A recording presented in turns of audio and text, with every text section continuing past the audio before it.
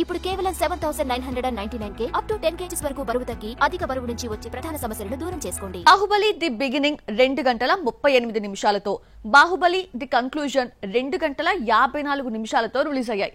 2 పార్ట్లు కలిపి Baahubali the epic పేరుతో 31st release చేస్తున్నారు. సెన్సార్ పూర్తి చేసుకున్న ఈ ఎపిక్ ఎన్ని గంటల రన్ టైమ్ తో వస్తోంది?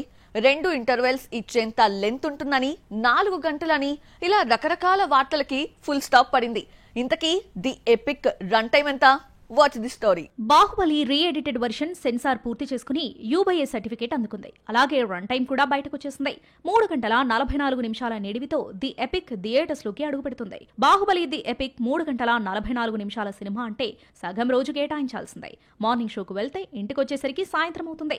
పోనీ మ్యాట్నీకి వెళ్లి బయటకొస్తే రాత్రైపోతుంది. ఆల్రెడీ చూసిన సినిమా కోసం 4-5 గంటలు కేటాయించాల్సి ఉంది. బాహుబలిని మళ్లీ చూడటానికి ఆడియన్స్ ఇంట్రెస్ట్ చూపిస్తారా అన్న డౌట్ కూడా ఉంది.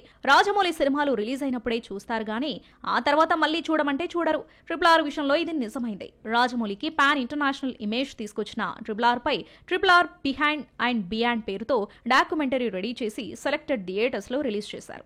అయితే ఆడియన్స్ ఈ డాక్యుమెంటరీపై ఇంట్రెస్ట్ చూపించలేదు. అసలు ఇది ఒకటి వచ్చిన సంగతే తెలియలేదు. అయితే బాహుబలి బ్రాండ్ పై ఉన్న క్రేజ్ ఆడియన్స్ ను థియేటర్స్ కు తీసుకొస్తుందేమో చూడాలి మరి.